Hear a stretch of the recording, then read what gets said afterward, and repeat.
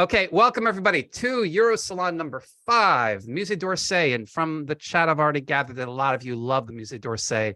And I'll be very curious to see what do you think of the artworks that I've picked out from the Musée D'Orsay. I love the Musée D'Orsay too. It's the Parisian museum that focuses on 19th century art. The Louvre kind of goes up to the 19th century. A few artworks are kind of early 19th century, but I think at some point, I don't remember the museum history, but I think at some point the Musée d'Orsay was open and everything that was 19th century, like the Impressionists, were all put into the Musée d'Orsay. And along with all the Impressionists, there's a lot of the kind of art that I like, that's story-rich art of the 19th century, where it's like the culmination of all the Renaissance and the neoclassics trying to figure out how to best tell a story. And that comes with a lot of 19th century art. And so when I go there, I'm overloaded. I could give a few tours of the Musée d'Orsay, and I will tell you what I've not included in the Musée d'Orsay when I do the unveiling of the Rejected. I have a couple announcements to share with you, and then if you haven't been to a salon before, maybe I see a couple of new faces. I'm going to have 5 artworks that I'm going to share with you initially, and then we're going to narrow them down, and I want to try to keep this to maybe an hour, or if you guys don't run away, maybe an hour and 15 minutes, and focus on 2 artworks, and maybe if we have a little bit of time, maybe 3, but at least really delve into 2 of these 5 that I selected. I've got a couple of what are those called? QR codes there.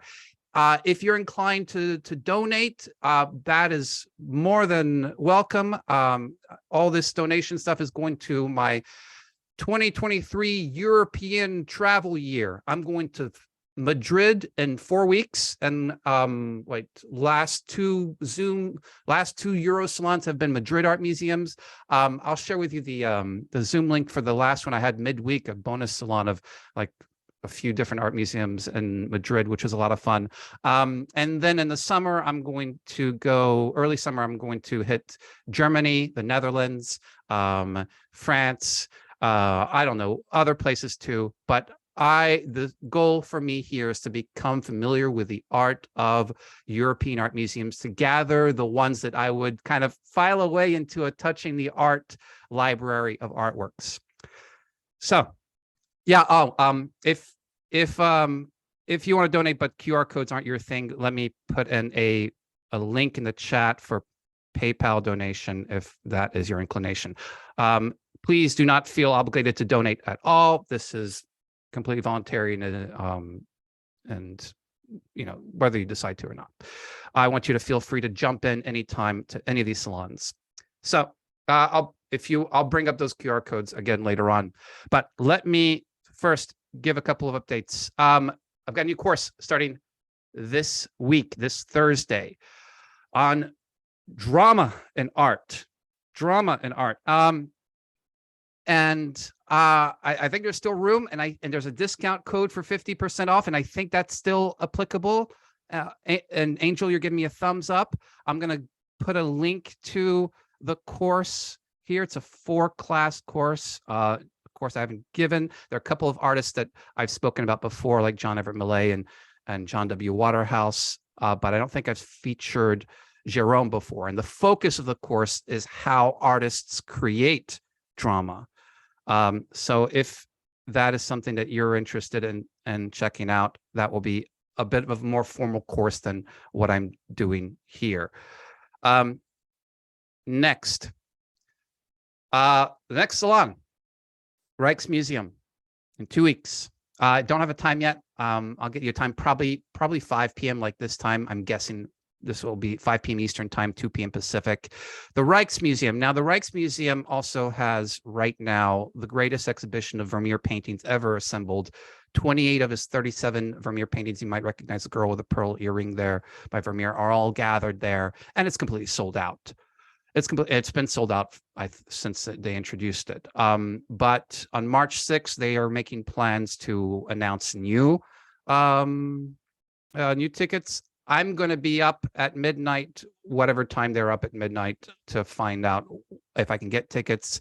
The exhibition closes on June 4th, and I'm going to try to get tickets so that I get there immediately right after I finish my teaching year and hop into the Rijksmuseum. In any case, I'll probably there's a salon for the Rijksmuseum. I'll probably be doing some Vermeer stuff, maybe a Vermeer course later in the year. So, and there'll be plenty more. When I come back from Madrid, I'll definitely have a salon about what I got from my Madrid experience. So that's that. App updates. So I've got a couple things here. One, as Joseph and I are kind of getting around what the app, if you don't have the app, get on the app.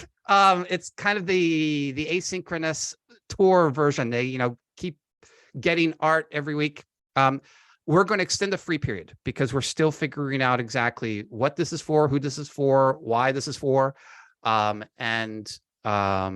So probably a few weeks, maybe into the end of March. But if you do not know of the app or have the app, I'm going to share a couple of artworks that are from the Musée D'Orsay on the app as a kind of a little teaser. But here's a link to the app right there in case you don't have that. I also I want to share a couple of let's see. I want to share a couple of comments. I love the comments. I also have a comment raffle, and I'm going to draw a raffle for a winner of a prize in just a moment. But let me share my screen here to show you some comments that I like here on the app. So in this painting, the latest painting I've added here, and after this salon, I'm going to add my reading of this painting. There is one comment by Jean I really liked here. And I'll read this painting. This is a painting that we did in the salon a few days ago, but I really enjoyed it so much. I wanted to spend more time thinking about it. And Jean wrote, when I asked, about 3 details of this painting to make it look peaceful: the fluffy bed, a sleeping baby, and a bright sunlit room. The room is so nicely lit with soft natural light. It reminds me of when I was 3 years old and visited coastal city Mexico with my mom. We stayed in a room with a large double doors that opened up on the beach. This room is like a restful afternoon, the woman admiring her baby before she drifts off to sleep herself. And I just enjoyed that comment a lot. So I find these comments that you make enriching to my understanding of the artwork, to my appreciation. So if you want to share those, or as part of your experience of the app, to look at those comments and to read those and to reply to them, please feel free to do that. So let me do a drawing here. I've got a bowl and I'm going to draw out a name. These are from the past 2 weeks, those who've commented. I'm going to pick out a name for, what is the prize pack again? Yeah, a bunch of greeting cards, and as well as a signed copy of Touching the Art that you can give as a gift if you already have it. So drum roll, please. Bum, ba, da, bum. We have Carrie Ann Biondi. So Carrie Ann, congratulations. I will be getting in touch with you and shipping you a set of 8 greeting cards and a book and maybe some more stuff too. Okay, so I'm going to do another drawing. I'm a comment raffle. So if you want to get, I'm also thinking about more Touching the Art swag. I love the logo so much. I'm thinking like mugs or tote bags, and so maybe I'm going to create some more swag. If you have ideas for Touching the Art swag, let me know. I'd be happy to explore that. Or if you're like great at Etsy and want to get in touch with me and say, hey, Luke, can I make some swag for you? I'll say, hey, sure. What percentage do you want? And then we'll talk about that. All right. Now, Musée D'Orsay, let's do it. What time is it? Hi. Okay, 5:15.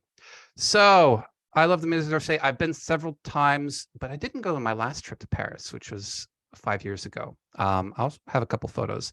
19th century art. Hi, Landon, welcome. And I'm going to first show you the things that I'm not including. First off, Musée d'Orsay is very famous for its Impressionist collection, its collection of Vincent van Gogh. On the left, there's this one is also called Starry Night, aside from the other famous Vincent van Gogh. On the right, there's a Monet. And there are a lot of these paintings that I'm not going to include, but lovers of Impressionists of the late 19th century, that style, that go there, find those artworks.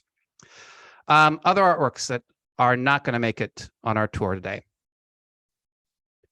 A lot of paintings by William Bouguereau, one of my favorite painters. And there are many, many of them that are just not going to make it. But if you go there, last time I went, was it 8 years ago? No. Oh, 10 years ago now. Wow, time flies.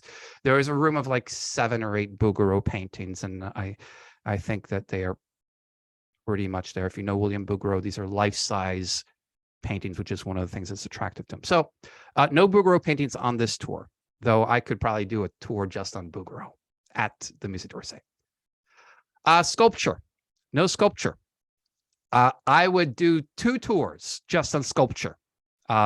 This is a photo from like 13 years ago with a group of students as we're sitting down for a reading of this amazing, amazing sculpture. And a variety of reasons for not having sculpture. The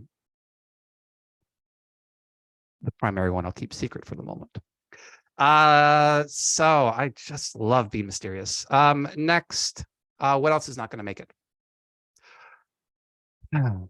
Okay, I'm going to write a note to the Musée D'Orsay website and say, please have higher resolution images, because there are a lot of paintings that a lot of museums have like a 2 megabyte, 3 megabyte image. Musée D'Orsay does not have high resolution images on their website. They have a collection of high resolution images that are kind of linked to the Google Arts and Culture site. But a lot of these, like this painting, for example, I'd love to do this painting, but you get into you zoom in and you can't see expressions. You lose detail. And you know how much I like to see the details.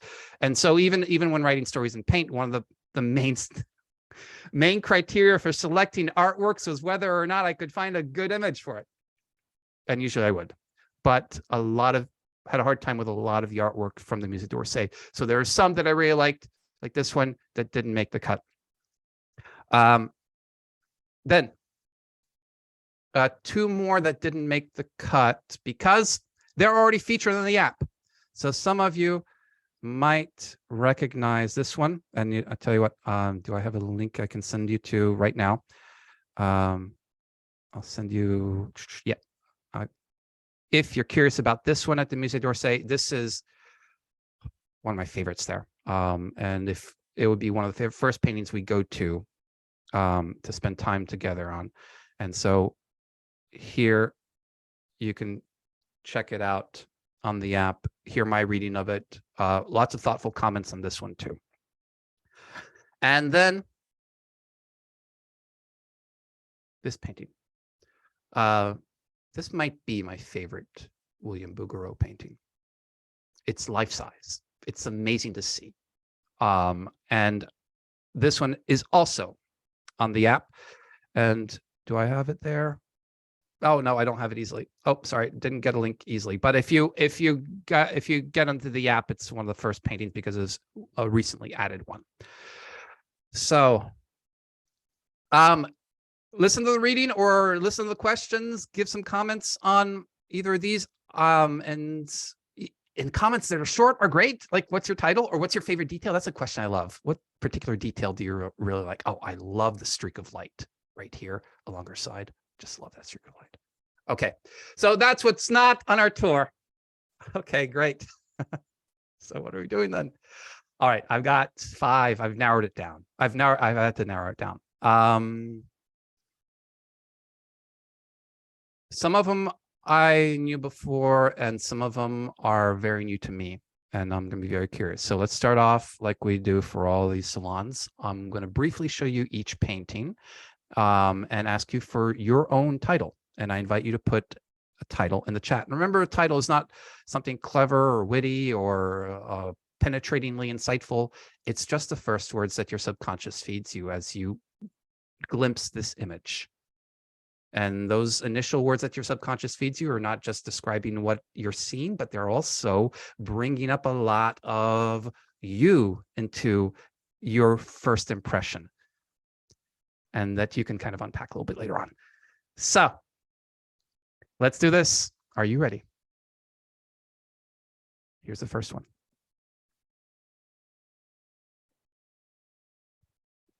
What's your initial title for this one?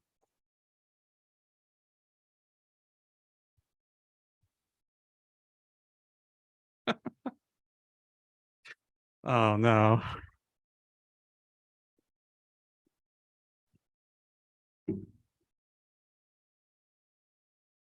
Okay.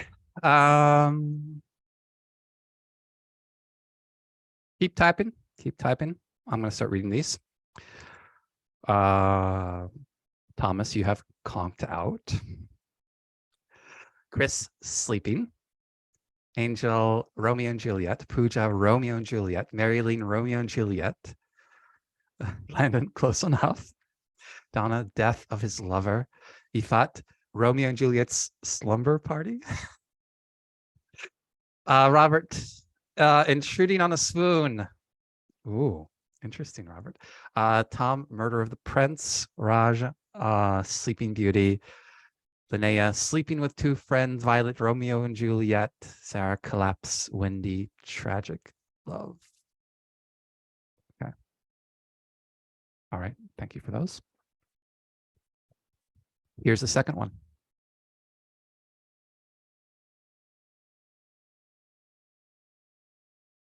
What's your initial title for this one?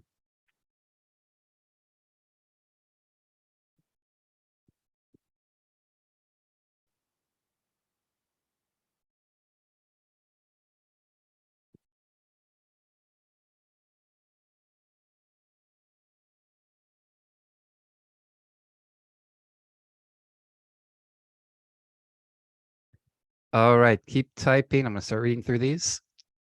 Hi, Enric. Welcome. All right, so let's see. We have saying goodbye, tending the grave, spring garden, gardening, her lost child, burying her son, protecting what's important, the good earth, tender morning, tender RIP, stormy, less garden, tragic place, the fallen, preserving death, markers in the earth. Okay. Number 3.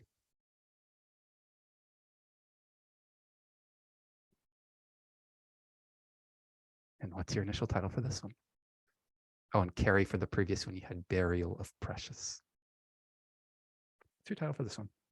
Just a glimpse, just a glimpse.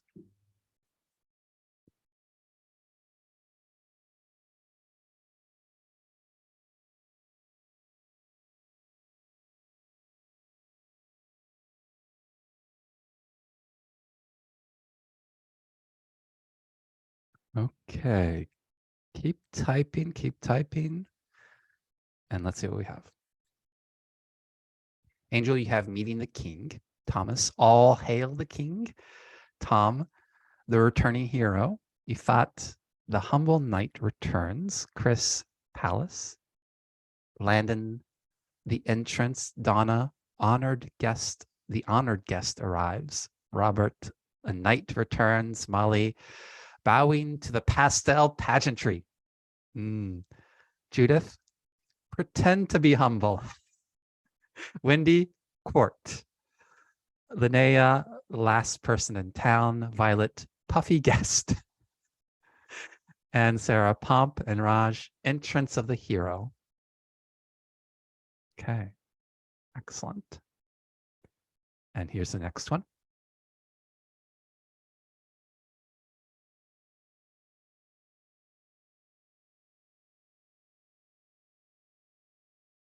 First words that come to mind. What's your initial title?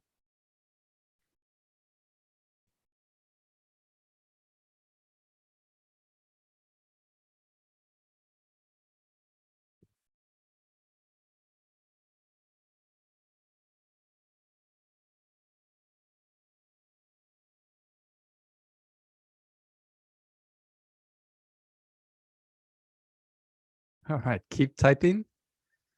Let's see what we have. Summer Idol, Cupids and Venus, Another Venus, Venus has made a living so far in the salons. Ocean Maiden, Sea Nymph in Repose, Beauty at Dawn, Selecting the Love Child, Resisting Love, Slumber of Venus, Nude on the Waves and Cherubs, Slumber on the Crest, Singing While Sleeping. Oh, yeah. Thomas, you want to use Conked Out for this one? I mean, I'm seeing the conch shell too. Announcing a Woman, Saltwater Serenade. Oh, the Rocky Shore one, Landon. Yeah, yeah. And then you're stuck on cherubs, Thomas. Gotcha. Shall she or shan't she? Okay. All right, I think I got one more. Do I have one more? Let's see. Yes. What's your title for this one?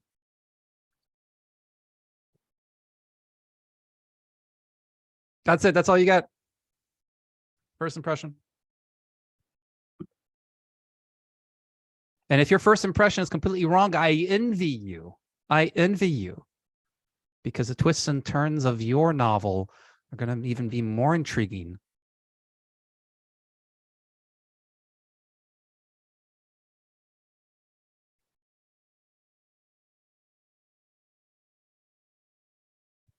Okay, keep typing those and let's see what we have.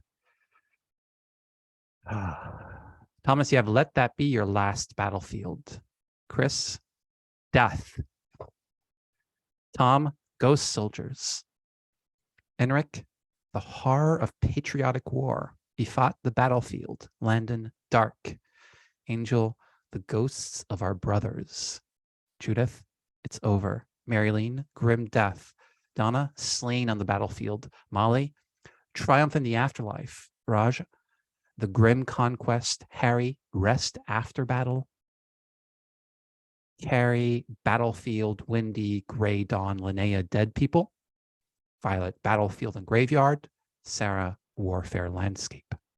Okay, excellent. So now I'm going to go back through and I'd like for you to pick the one, and I'm going to give you numbers in a moment, but just to recall them all, pick the one that you're most intrigued by. Pick the one that you're most intrigued by. So here we had the Romeo and Juliet conked out in the slumber party. And then we had this one, gardening or graveyard.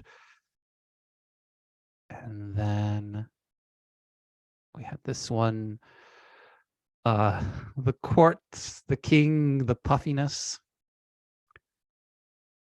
And this one, another Venus, cherubs. And this one, the battlefield.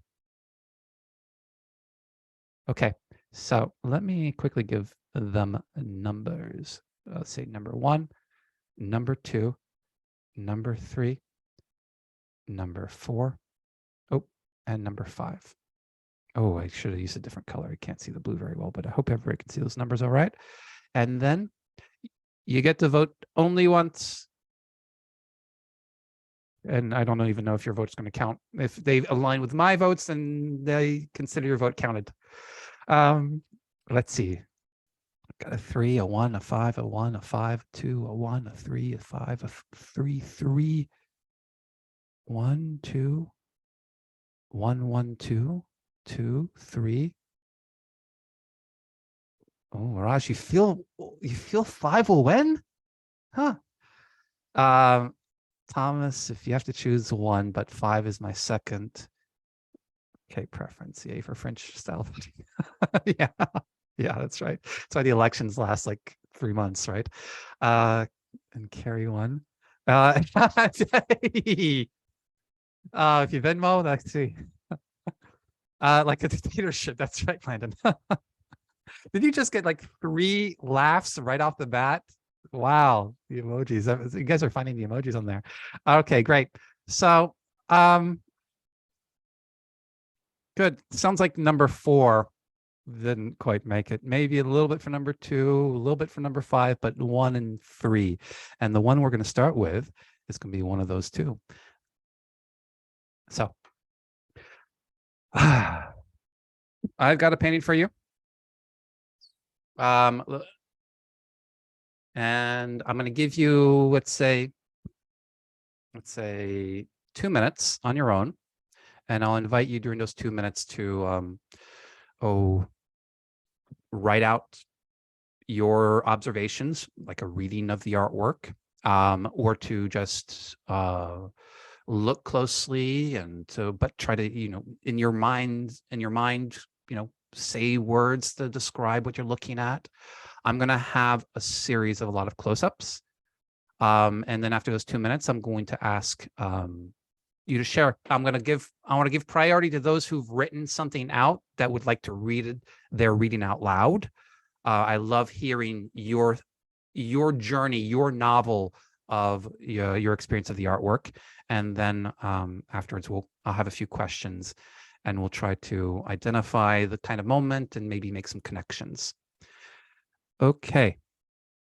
So the first painting I'm going to spend time with. Oh, and if I don't know if anybody does mindfulness or meditation, but sometimes I find that kind of, okay, to put distractions aside and just to spend time with the artwork, to get yourself in a zone where I'm going to be absorbed by what I'm seeing and to use my words to describe.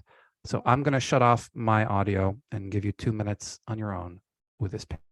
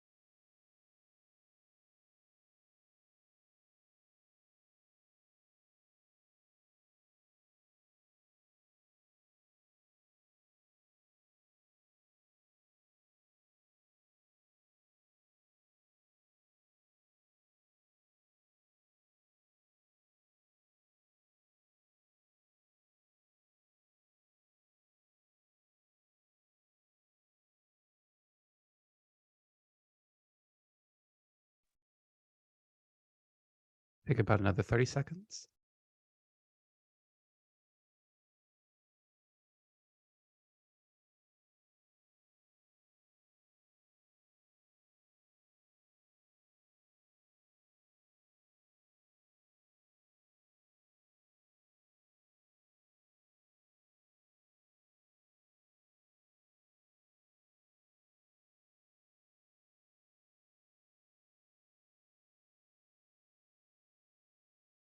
If you're writing something out, I invite you to find the stopping point.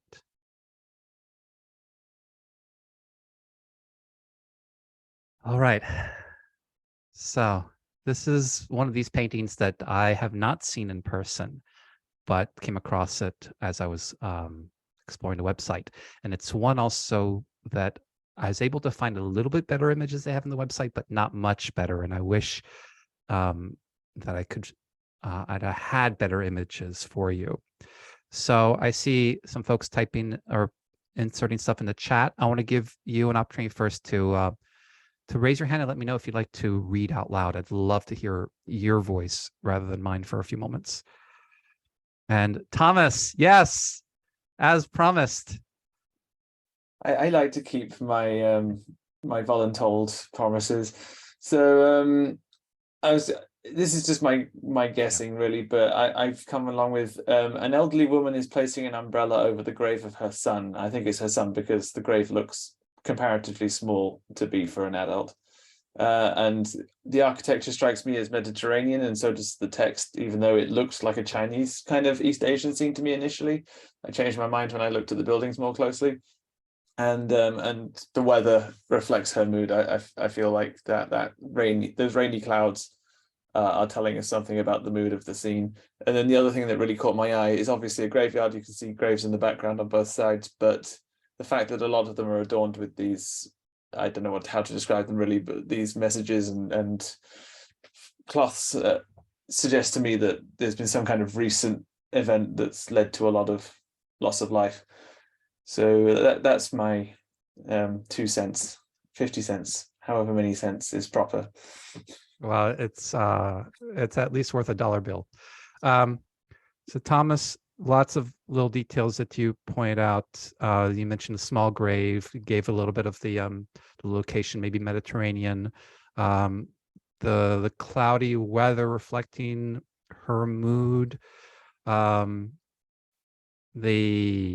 then maybe a lot of these graves have a similar kind of little cloth and maybe similar message. So maybe this is kind of a same kind of event, maybe a plague or something like that. So thank you, Thomas. Enric, would you like to read what you have out loud?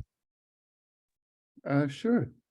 On a misty, rainy day, recalling the life she spent with her love in a sea of lost loves of others, surrounded by flowers abounding in bloom. So, sort of a description of the feeling that I saw, feelings I saw. So the flowers, but also misty and kind of recalling the person that she's lost, that's not there with her. Yes. All right. Enric, thank you. Welcome. Thanks. And then let's see, Sarah. Clouds rolling in on the mountains behind. A woman plants her umbrella in the turned up ground next to a grave marker. There are other markers in the background, but this one is fresh.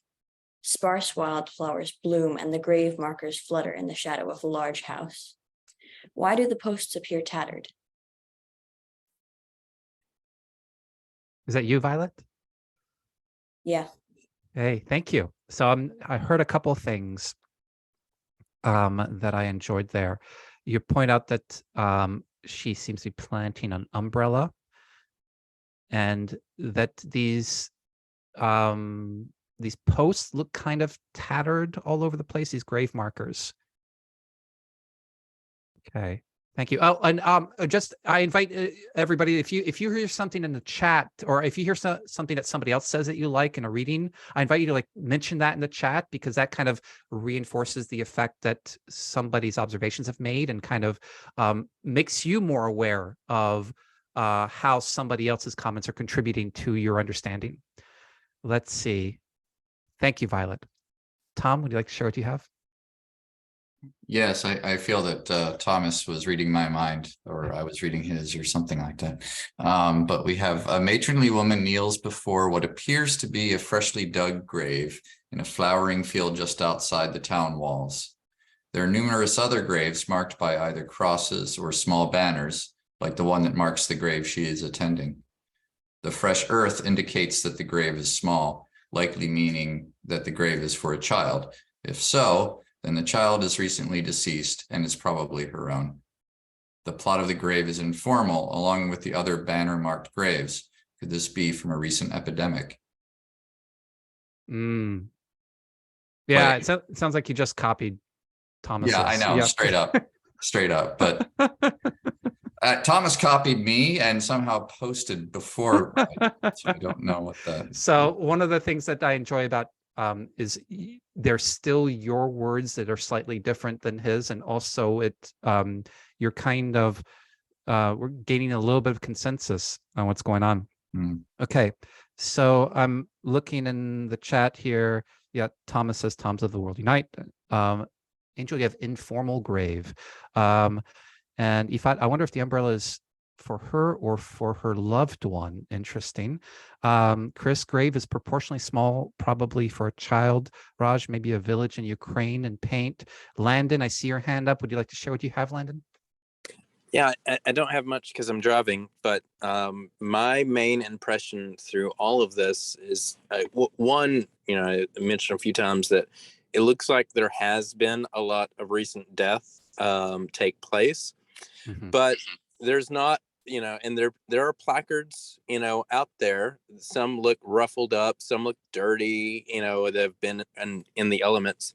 But hers is fresh and new, and the umbrella definitely seems to be placed there, not for her, but to protect the placard for as long as humanly possible, to note that she is putting more care into this and to the memory of her loss than anybody else.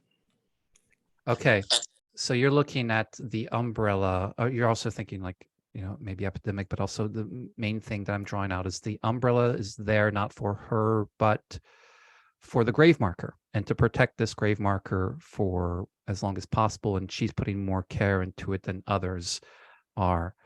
Yeah, yeah, and you can kind of see what looks like rain clouds in the distance. It looks like a cloudy, stormy day, and in fact, I mean, it's hard to tell from this, but it might even look like on the umbrella itself, there might be a slight discoloration to the umbrella to suggest that there droplets? are, droplets. Oh yeah. Okay. That a storm is coming, and nobody else protects their placards, but she's going to protect her placard and her love. Okay. Thanks for that. I hadn't really paid attention, but I do think that those are those spots on the umbrella. Angel, you're asking what is the large pole behind her right here? That's an interesting question because it does seem larger than the others. And Molly, you're saying it's her turn. What do you mean by that, Molly? It's her turn. Her turn to grieve and to bury her loved one. These graves have been there maybe a little longer, and now I see. So yeah, somebody mentioned that this one's freshly dug. The others look like there's grass growing over them, and so this is her turn. I see. Okay, so I'm going to read some of these others that I see in the chat here in the interest of time, and let me go through some of them. So Angel, you put down a woman places an umbrella over what seems to be freshly dug grave. Who is it? Lovely question. Clearly someone close to her for her to take such care. This is an unusual graveyard. There are flowers as in a meadow. It's true. And the graves seem filmy, made of sticks, or flimsy, maybe that's made flimsy. Yeah, flimsy. And cloth. There are mountains in the background and perhaps the storm clouds. We do not see the woman's face. Is she weeping or focused on her task? A stone building is nearby, but it doesn't seem to be a church. Okay. And Donna, you have her child's grave, period.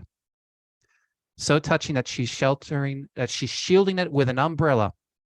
Oh, interesting. So Donna, you're saying that she's shielding the whole grave with her umbrella. Very rough cemetery, overgrown, weedy, shelter-skelter banners. Or helter-skelter maybe, are not sure if it's just a stormy or if the smoke is as a result of gunfire too. Enrique, you were thinking it was kind of misty. Ifat, a woman is kneeling on the ground, which seems to have been disturbed recently like a fresh grave. She is sticking an umbrella on the ground, and under the umbrella there seems to be an official note written in fancy letters holding a wax seal. The woman is dressed plainly like a country woman. Yeah, thanks for bringing attention to her, who she is. And her face is covered by her shawl. Her hunched position gives off the impression of grief. All these are these improvised graves? What are the other poles sticking out to the ground and around on this hill? Yeah, it looks like there are a lot of different graves and different kinds of graves. More traditional ones with crosses over here, maybe. These, yeah, with poles. Carrie, you have a woman kneels in the dirt and rain, and she is in the rain, to plant an umbrella as protection for the flag and grave site in memory of a child. Is the child hers, or is she its grandmother? And Molly, you have a woman covered in a scarf and, yeah, polka dotted blouse and apron. Oh, you're right. She does have an apron. Except for her hands and forearms, is bent over a mound of fresh dug earth. Oh, I want to see her hands. Okay. So looking to see if there was dirt on her hands. Hands of bright, new, and red banner. Okay, there are other banners scattered nearby and other grave sites, many of them marked with small wooden crosses. The day is cloudy, perhaps after a storm has come through. The grass is green, and there are Queen Auntie's lace-type flowers. Oh, I'm glad we've got somebody who knows flowers. All around the field. The woman is pausing in her work as if stopping to pray for a moment. Oh, so you're imagining her. Oh, I just noticed her hair too. Oh, I'm going to zoom in on her. So you're imagining her as pausing right here for a moment. I just noticed the hair there. I just, wow. Pray for a moment. She leans her weight of her body into the handle umbrella, pressing it into the soil. Okay. All right. There's a lot here. And Enric, you're wondering if the writing and language can be made out. Yeah, it can be made out. Here's what it says. And Angel Will is using your left arm as a pillow. Got it. I'll give her credit too. And Sarah and Lene have, there's a leaning post in the foreground missing its marker. Oh, right, this one right here, yeah. And they're visible there. There's a ring on her finger over here. That, perhaps a ring there. And Landon, you're getting pink little shoes vibes. And Sarah, you've got rest in peace with the angels in paradise. Yeah. All right. You ready for the title of this painting? Well, let me sum up what we have so far. It looks like maybe a mother has come to a freshly dug grave, perhaps her child, maybe who's perished as among others, but the rain has started and the mother is putting an umbrella, not for her, but for this grave site and perhaps for the marker. Perhaps helps, yeah. Hi, Narendra. So yeah, Pooja, rest in peace with the angels in heaven. And Sarah? Yes, I think somewhere around Venice is it. So this painting is called The First Rain. La première pluie. The first rain. Now, the big question for me, and when I decide on this answer, it's the thing that really struck me.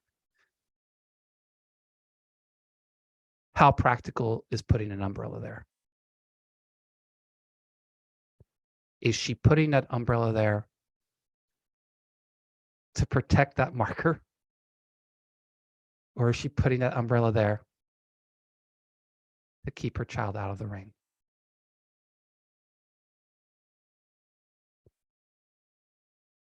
And Donna, it didn't hit me at first because I was thinking, okay, maybe you don't want the rain to go down. It's like freshly dug. Maybe it's going to like loosen the earth.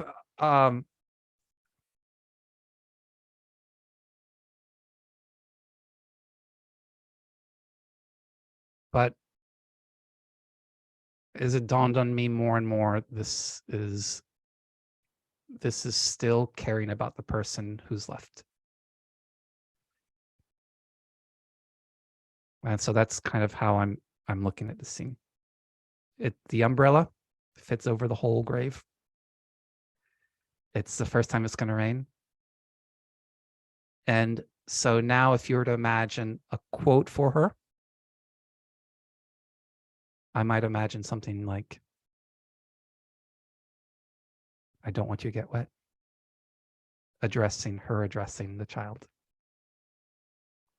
I'm going to read a little bit here in the chat.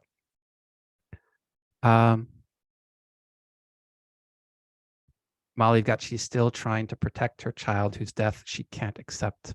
And Violet, you're saying the umbrella is symbolic. And my follow-up question to you, Violet, is what is it symbolic of? What do you think of it as being a symbol of? Wendy, she can't bear it. Tom, I expect it's for child. Marilyn, she's putting the umbrella there because she wants to do something. She still wants to take action for the person that hasn't quite left her life. And Don, it's always a torture to think of a loved one buried and under snow, rain, etc. And Molly, it's a big old umbrella, maybe one that they'd owned for a long time that she got out of the house. Yeah, I'm gonna go back. It is a big old umbrella. And Marilyn, what Violet said, and and as a quote for her, take your umbrella. Pooja, as she supports the umbrella over the grave, she's also deriving support by it. Yeah. And then we got the umbrella is mainly on the banner, but may not cover the whole grave, is your impression. Yeah, fair enough. And Violet is symbolic of her caring for her child. Yeah. Okay. Literary connections. So this one, of course, I hope nobody's,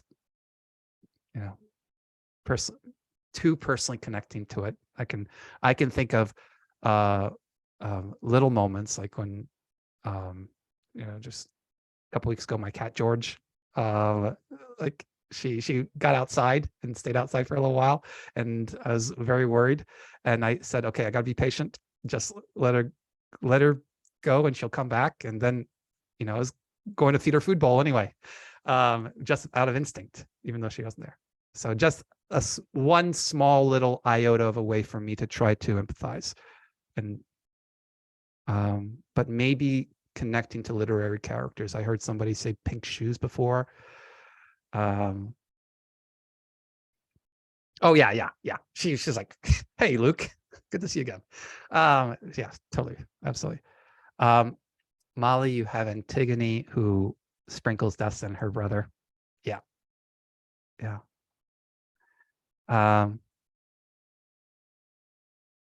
And Sarah, you got springtime. Oh, and I might have missed what that was in reference to. And then,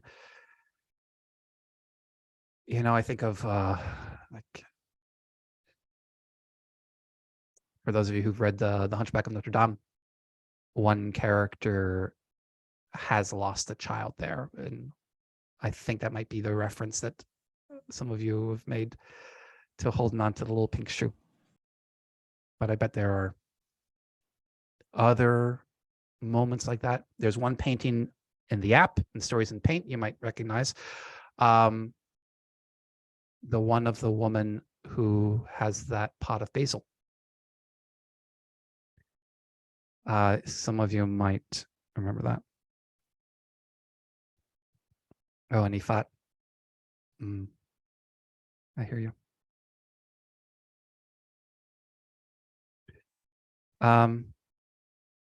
Oh, thanks, Sarah. Yeah, Donna. Yeah, and that's a near neck of woods, and a similar kind of moment of not quite wanting to accept the loss of the one you care about. So if you go to the app and you go to the Museum of Fine Arts, you go to the little map of the museums and go to Boston, you'll find that painting. Okay, last couple of questions here. Do you have a final title? Or do you have a detail you especially like? a detail you especially like. And I'm going to read some of these as you think about that. Final title or detail you especially like.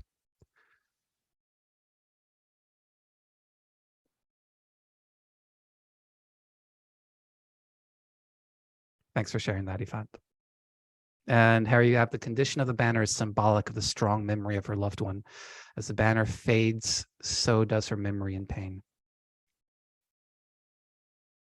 And Wendy, you have a title of After Life. Ah, I love that title. Where's, can I do a little emoji on there? Oh, it won't let me do emojis. I love it. I'm going to imagine a heart there, Wendy. Molly, you love the strength of her right forearm. Yes, the way her wrist is planting firmly. That's true. Oh, and Marilyn, you're going to say that as well. And Angel, the contrast of flowers and green grass versus the graves is very striking. Yeah.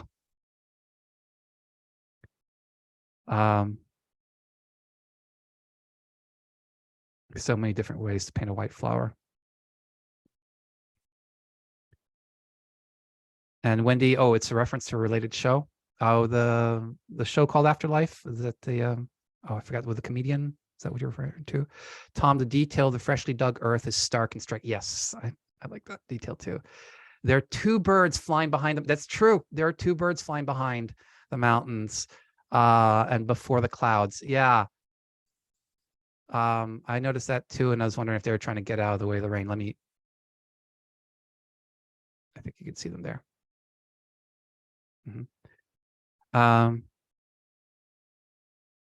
Sarah, you have death at springtime. Catherine, last spring is your title. I think the spring flowers are meant to emphasize the loss of a child in the beginning of their life. Carrie, a last protection. Violet, something to do for you. And Chris, you noticed the forearm too. Donna, the peasant's hard life. Chris, the title, Mother's Protection Everlasting. Yeah, it is atmospheric, isn't it? Judith, Red Earth like Carolina Clay. Yeah. And Molly, yeah, Pearl Buck's book, The Good Earth. And Pooja, her sitting pose, which indicates her weight, is on her hands. All right. Let me give you an artist. Who's the artist? Because if you want to find more paintings by this artist, the painter's name is, I never heard of him before. Luigi Nono. N-O-N-O. Luigi Nono.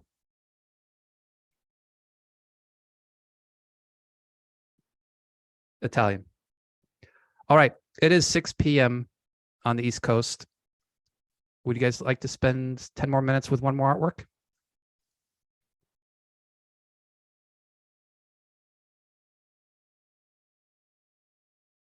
All right. Okay. I think we're doing the one that was second place in the voting. So I think everything's aligning. And then for this one, I did get a lot of good, really high quality image. So there are a lot of details. All right. We're going to do this one a little bit differently. Let's do this one kind of a collective reading. Just put your observations in the chat as they come to you. Like write a sentence, push enter. Don't write out the whole thing. And as we will build on each other as we go along, and I'll ask questions. And then if somebody wants to chime in too, they're welcome to do that. So here's the next painting. So I remember some of the titles for this one. It's like Battlefield or Death. And Thomas, you have, so when I first saw this, the name of the Star Trek episode, Let That Be Your Last Battlefield. But now I look more closely at the top half. I want to call it Ghost Riders in the Sky. Sarah, figures in the clouds. We almost missed them the first time. Oh, Donna, mine eyes have seen the glory. Molly, on the lower half of the painting is a battlefield piled with dead bodies. On the upper half is a gray sky, perhaps after a rainstorm, with a troop of soldiers and cavalry, ragged banners headed toward the horizon. The lower half is what really happened. The top half is what they wanted or why they thought or what they imagined war could be. Wow. Okay, lots of intriguing thoughts. We'll have to get some close-ups. Chris, battlefield at dawn, Carrie, gathering spirits of the vanquished. The stacked rifles remind me of bear teepees. It's true, they do. Violet, tripods made from guns. Angel, my eye first goes to the shadowy figures in the clouds, which reminded me of ghosts. Tom, soldiers sleep probably after a recent battle, symbolized by the ghost soldiers in the sky. I'm going to zoom in to here. Maybe it's a contrast between the spirit of the soldiers and the real world results of the battle. Thomas, for they got to ride forever on that range up in the sky on horse. Yeah, starting a fire in the ride. Yeah. Sarah, there's a dog laying next to one of, yeah. The attraction of patriotic glory to the reality of the battle. So yeah, are they asleep or dead? Donna, that's a great question to ask. Angel, on the left, we have many soldiers and a dog. Yes, and I'll zoom in a little bit more too. The dog is alive. Oh, wait, are they asleep? I think they're asleep. Maybe they're not dead. Are they dreaming? Are they asleep or dead? I think they look like they're sleeping. Hey, Vicky. Yeah, they look like they're sleeping. Oh, wait. These are not dead bodies. They're asleep, dreaming of victory. And the battle hasn't happened yet. Angel says sleep. Thomas, the hands under the guy's head in the bottom right by the dog are more like the sleeping position than the death position. Same for the dog. They seem to like they're sleeping, not dead. I just assumed they were dead. Not much blood to be dead. They're exhausted and don't have tents. Oh, that's true. They don't have tents. They're sleeping, stacked arms for a hasty encampment, sleeping, cold weather, only soldiers, no cannons, horses. Oh, interesting. But the colors made me, you're right. The colors do look like they are dead. It's very gray here. It's so gray and brown. At first thought the guns were teepee poles. They're backup heavenly troops coming to protect them. Okay, I'm going to go up to the heavenly troops. Oh, do I have heavenly troops? I think I do. I'm going to stop for a moment to make sure I get to the heavenly troops. Do I have heavenly troops? Please let me say I have heavenly troops. Yeah, I do. So here are some heavenly troops for you.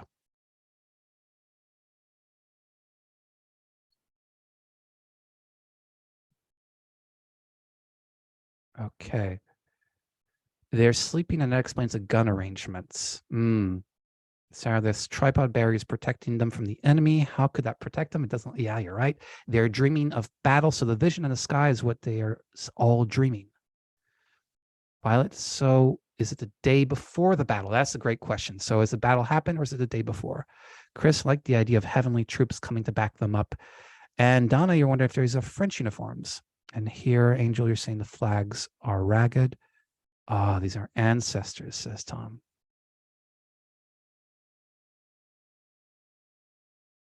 Earlier uniforms and those sleeping. That's interesting. And I expect you'd know, Tom, right? And Carrie, dreaming of the battle to come.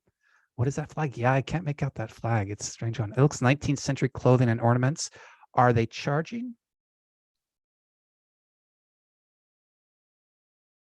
So, bayonets in the sky. That's right, Angel. That's a little variation on the lyrics. If it reminds me of someone who fantasizes about the gym while they're slicing in the sofa.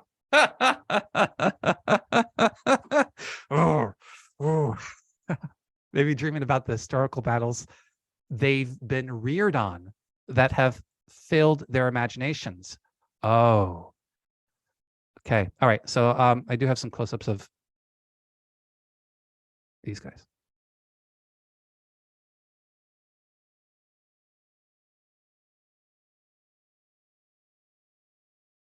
And are the sleepers the survivors of a past battle? Maybe they had to retreat.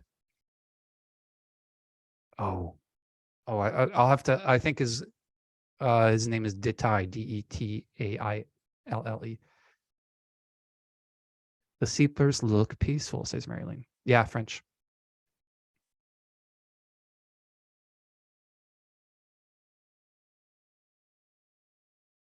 I had to sneak in the dog too, just a little bit of him. I mean, I can imagine these two are probably like whispering to each other before they fell asleep. So big question, is this before? That's the same dog, yeah. Don't see any injuries, but why didn't they have tents? Not enough time or energy to pitch shelters, just quick rest. They look exhausted, but not wounded. They're still whispering. Oh, his eyes open? Oh, maybe. Okay, I could maybe. Sometimes it's tough to tell. All right. So we got these soldiers down here, all lined up, all huddled together, sleeping in blankets with their guns stacked up. Yeah, their guns are stacked up. I think there might be one person. Is that somebody, a guard out here? Is like a sentinel? Oh, soldier on the left is married. Oh yeah, maybe over here, a ring right there, maybe. Okay. Painting date, I want to say 1888. There he is. This slight smile, maybe. Slight smile, maybe. And then we have these, maybe past glories. So what war? Good question. Good question. We do have some indications.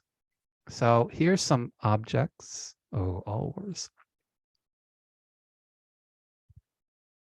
A lot of stacking of objects. Some of these I recognize, some of them I don't. We have guns with bayonets. We have bugles.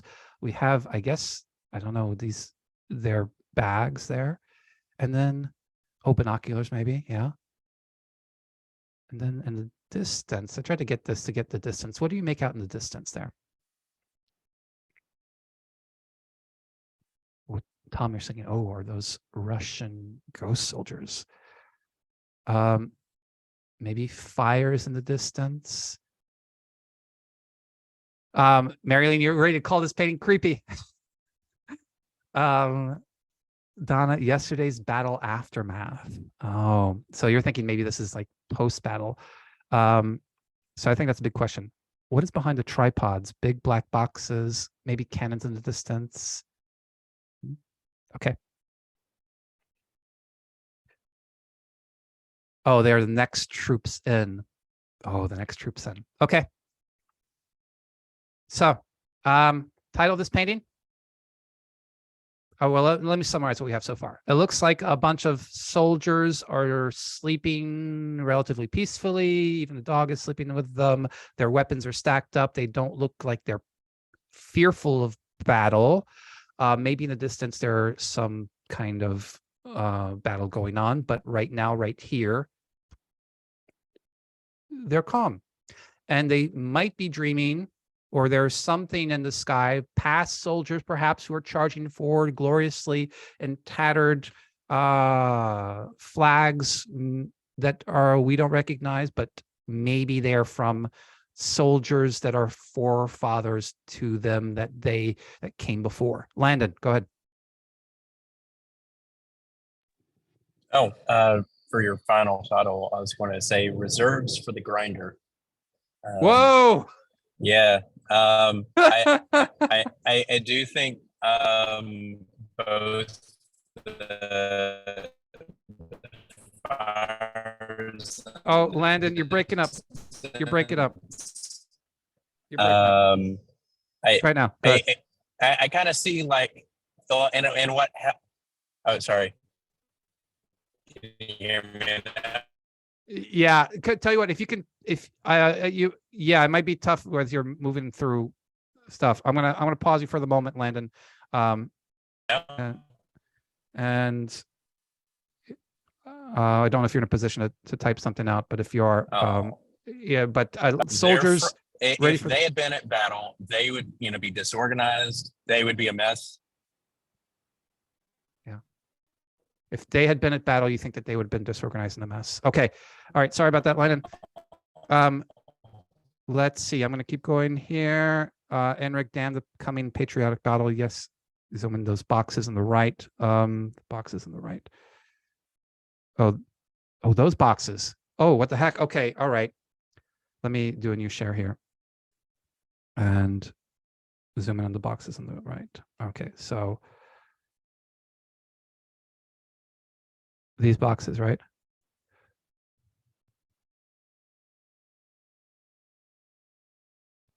Is that their luggage, essentially?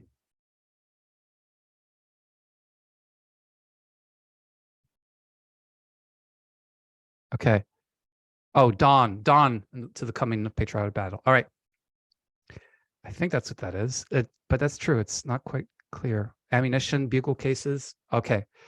Okay. So the title of this painting is. Oh, sorry. Can you hear me now? Yeah. Go ahead, Landon, real quick. Okay. Sorry.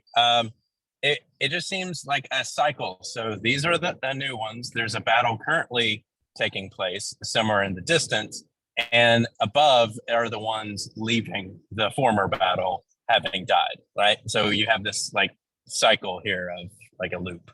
I see. Where it's a grinder. I see. So like we're in a wheel here. Yeah.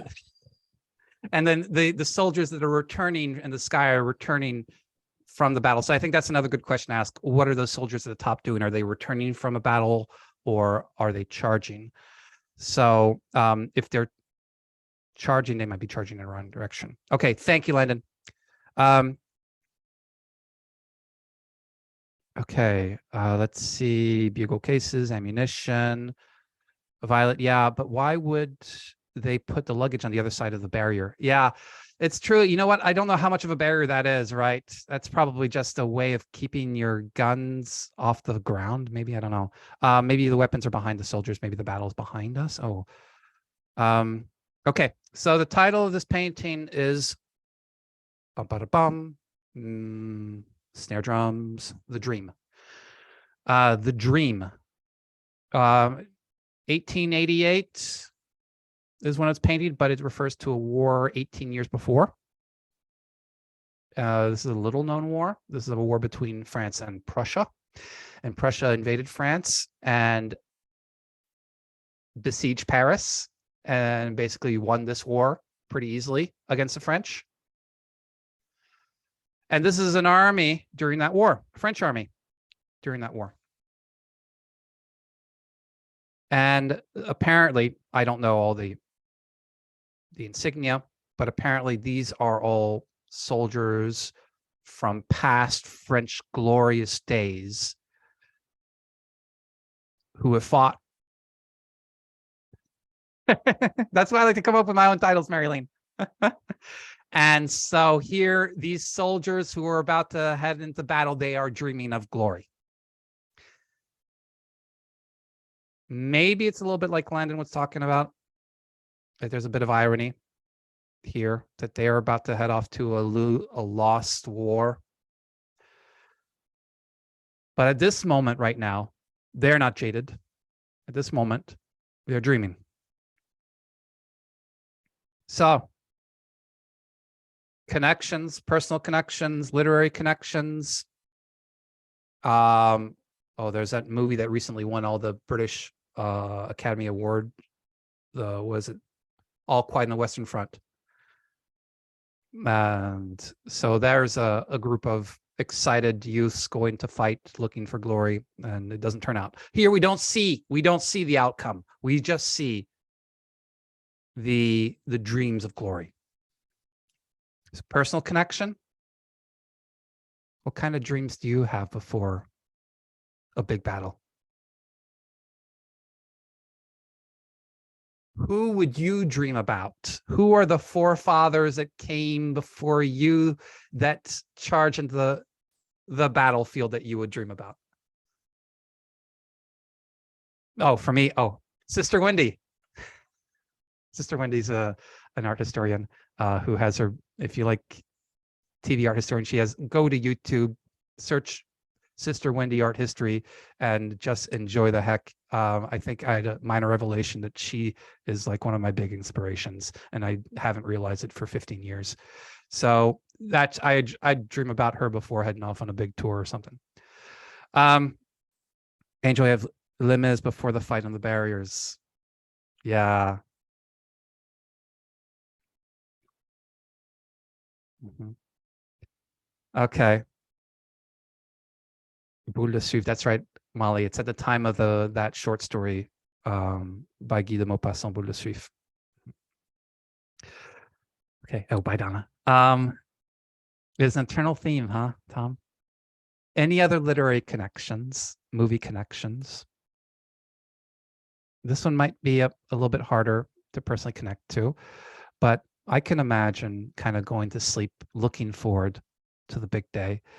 And maybe here it's not going to turn out as they wanted, but it might be. And Sarah, you've got the stance of the soldiers in the sky reminds me of Washington crossing the Delaware. I think that's a great comparison. Yeah, these soldiers, banners lifted, look at them, arms raised. You can imagine them yelling, and the dreams are probably shouting as they charge gloriously. Okay. Final title and favorite detail. Final title, favorite detail.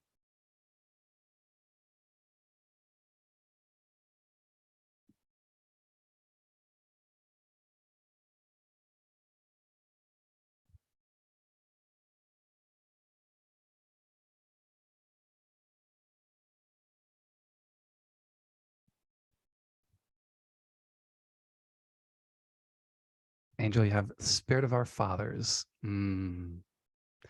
Violet, Dream Before the Battle. Wendy, you've got a movie connection, Stand By Me. You know, I haven't seen Stand By Me. If you want to follow up with what scene that is, I'd love to hear that. Detail, Molly, the rifle laid horizontally. Oh, the rifle laid horizontally. You know what I think that is? I just want to make sure. This right here. A banner that is yet to be unfurled.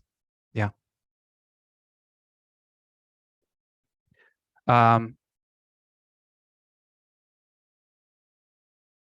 Chris, before the battle, you always get me with alliteration. Angel, detail the faces and hands of the sleeping soldiers. Yeah. Carrie, reserves and repose. Nice. Enric, the dawn of light rising in the background. Yeah, these two paintings. Oh, right there. That dawn of light. That's right. Tom, onward to glory. Chris, you like the face of the soldiers. And then it is kind of black, isn't it? I wonder if it just might be the silhouette, but it does look black. It's true. Is it covered up? Maybe is there a tarp covering it up? And then Wendy, coming of age, a grand adventure for a group of young boys. Oh yeah, that's right. That's right. It's Stephen King, isn't it? Okay. So we spent time with two paintings. Wow. One of them, let me go all the way back here.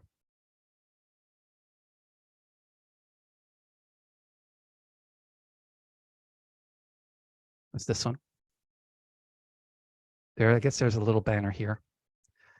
And still protecting the life. And Sarah, you got death in two ways. And then we had this one.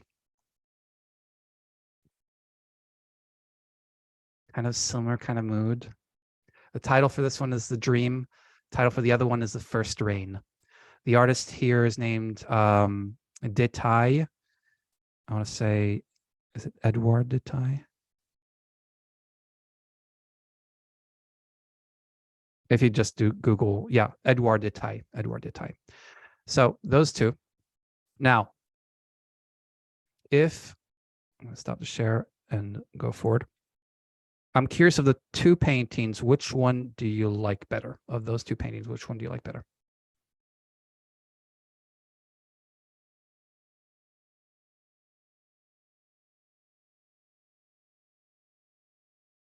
Wow. That's not really what I was expecting. Okay. All right. I can't type. Number one. Number one for you. Yeah.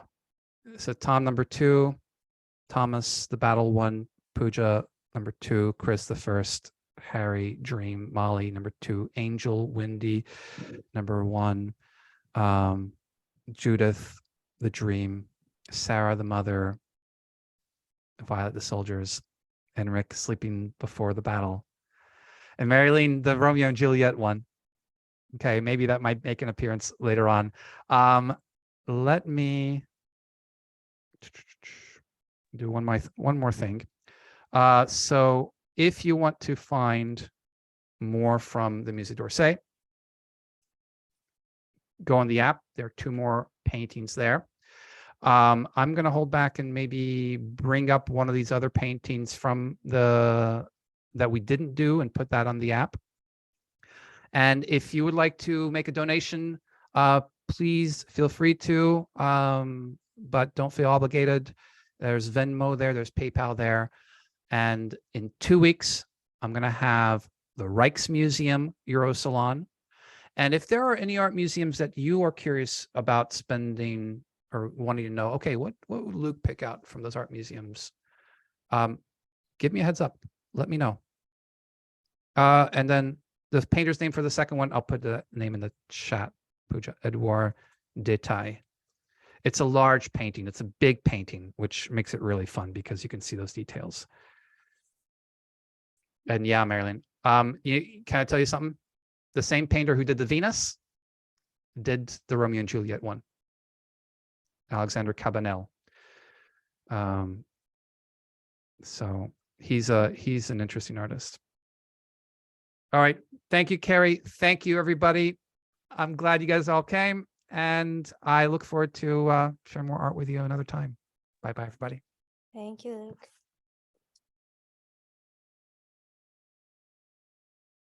What?